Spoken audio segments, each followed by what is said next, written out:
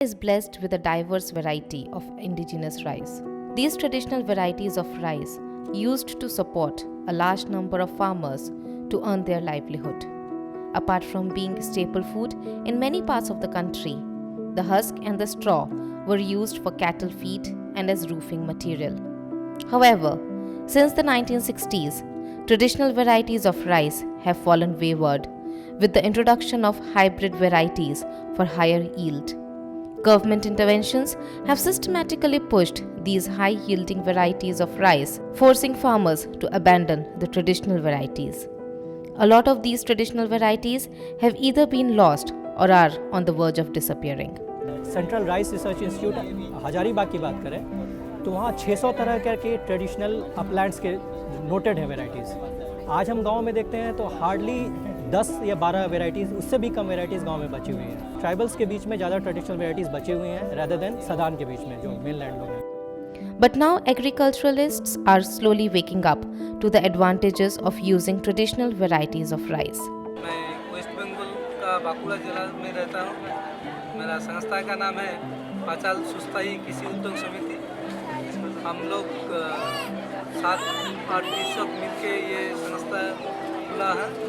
यहाँ 124 variety indigenous rice variety को रख रखाव कर रहा हूँ 2010 साल से। The hybrids require high amount of chemical inputs, including use of more pesticides and fertilizers.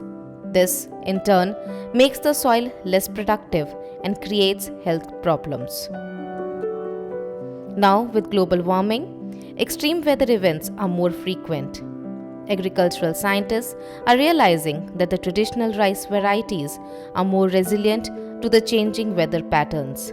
जो भी मौसम चक्र बिगड़ा है, लेकिन उसको सहन करने की हमारे ट्रेडिशनल बीजों में क्षमता होती है। बहुत तेज़ वर्षा आती है तो उसको सहन करने की क्षमता होती है, और बहुत गर्मी पड़ जाती है तो उसको सहन करने की क्षमता होती है। अगर बर्फ़बारी हो जाती है उसको सहन करने की क्षमता होती है, पाला गिर जाता है तो उसको सहन करने की क्षमता होती है। जो कम पानी होता जा रहा है उसमें seed diversity is the biggest solution. Seed की जितनी ज़्यादा डाइवर्सिटी है उतना किसान के पास ऑप्शंस है, जो कि हाइब्रिड होने के कारण सारी डाइवर्सिटीज़ बहुत कम समय में जा रही है और बहुत कम समय में सभी चले जाएंगे अगर हम इंटरवीन नहीं करें। सीड लेके कोई बिजनेस नहीं होना चाहिए, क्योंकि सीड कृषक का अधिकार है, कृषक का निजी चीज़ है। Apart from this, the traditional varieties also require less chemical inputs and can easily be grown organically, which leads to increase in soil productivity, higher profits, and safer and healthier food on our plates.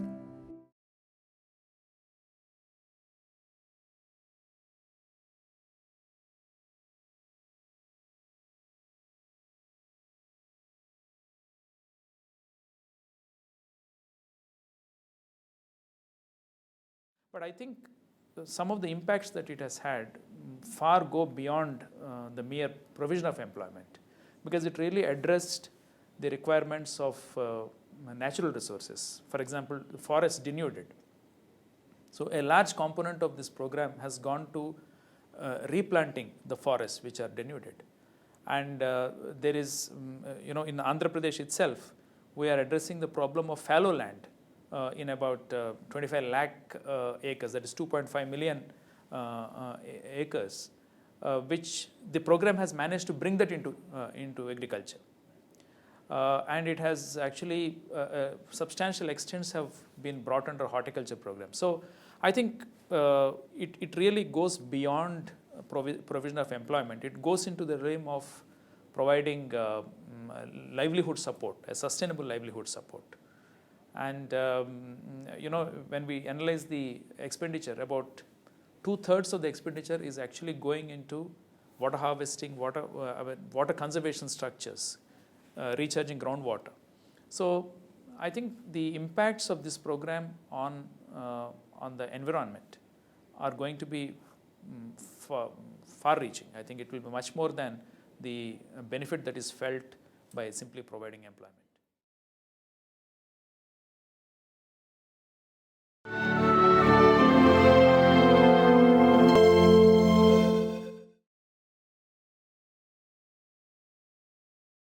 So the big challenge I personally feel that all our technologies, all our policy decisions should be to sustain the farmer in rice farming. So he should be, feel that my livelihood is quite secure. Today the farmer doesn't want to see his son also to be a farmer. He wants to send him some other job in the cities and all. Who will actually, there was recently a very good survey by Bharat Krishak Samaj. All over the country they made a survey. And they are saying that 60% of the farmers, they don't find farming attractive. They are losers and they want to migrate to urban areas. So all our policies, all our technologies should be pro-farmer. Then only, if you don't sustain the farmer, you cannot sustain agriculture. It will be very difficult. So the challenge is, whatever we may make, but that should be ecologically and economically sustainable. Economical sustainability depends on how we protect the farmer. Consumer is to an extent enjoying. Because cheap rice now you can get, even for 2 rupees you can get a breakfast. That's the kind. But farmer is really in a very bad shape. There is no, that's why today somebody was telling we should have a very clear national policy on rice.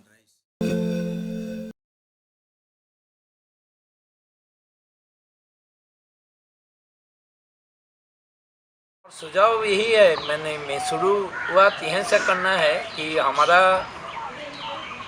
नया खेती का जो तरीका होगा उसका विचार, और बाज़ार का कीमत क्या है और कितना बिलात का आदमी क्या खाएगा, ऑर्गेनिक फूड एक्सपोर्ट करने के लिए केवल है, गरीब के लिए नहीं है, वो जैसा हो सकता है उतना ही खाएगा, ये सोच सही नहीं है।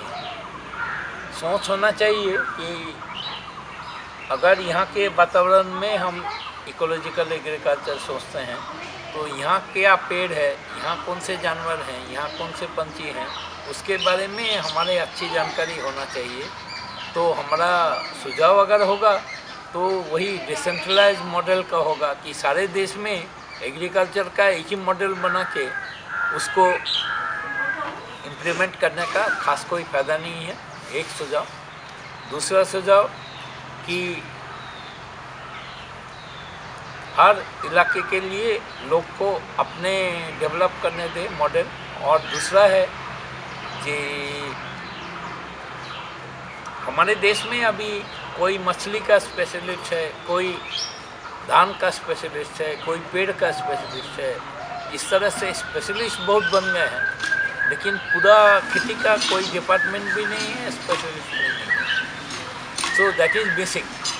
So as far as small farmer is concerned, जहाँ तक छोटे फार्मर का सवाल है, छोटे किसान का सवाल है, वो 2-1 गाय भी रखता है, वो 3-4 बकरी भी रखता है, वो कुछ बत्तख या मुर्गी भी रखता है, वो कुछ फल भी उगाता है, वो सब्जी भी उगाता है, वो कुछ धान या भुट्टा भी उगाता है।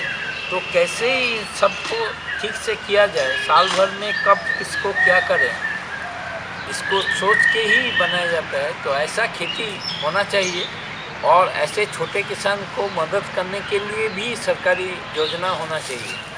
Department of home agriculture, self sufficient agriculture या डिपार्टमेंट ऑफ वीमेंस एग्रीकल्चर, ऐसा अगर होगा तो ज़्यादा काम का होगा, वो हमारे यहाँ है नहीं। अभी जो है हर वक्त हमारा फोकस कमर्शियल के ऊपर रहता है। हम बोलते हैं गरीब के लिए, लेकिन हमारे देश में 60% लोग जो जिस स्केल में सोचते हैं उनके लिए सरकार खास कुछ करता नहीं है। उनके जितने सोच हैं वो एग्रीकल्चर कंपनी के लिए है। बड़ा बड़ा जिसके पास 10 एकड़ 20 एकड़ ज़मीन है वो क्या करेगा, इसको लेके बहुत लोग सोचते हैं। लेकिन जो आदमी के पास केवल 1 एकड़ ज़मीन है और जो देसी गाय, देसी बैल, देसी खरगोश, देसी मुर्गी इसी से काम लेता है, उसको क्या किया जाए इसके बारे में खास कुछ नहीं सोचते हैं। और ये हमारी एक फेल्योर का एक कारण है कि उसके लिए अगर बैंक से लोन नहीं मिलता है, उसके लिए इंश्योरेंस नहीं होता है, उसके लिए तो जो कुछ हमारे देशी संसाधन है उसके बारे में हमारी जानकारी और बढ़ना चाहिए। और अगर हमारे पास किताब में जानकारी नहीं है तो लोगों के पास है जानकारी कि वो कैसे इस्तेमाल होता है, उसका क्या सुविधा है, क्या असुविधा है, तो उसको लेके सोचना है। नहीं तो हाइब्रिड जो है बहुत सारे जगह में, जैसे धान के खेत में अगर आप खाकी कैम्बेल हांस बत्तख को छोड़ेंगे, जो कि जिसके लिए सरकार लोन देती है, लेकिन वो बत्तख बनाया ही गया है कि मिट्टी में रहे, पानी में ना जाए, तो धान के खेत में उनको इंटीग्रेट करना संभव नहीं है।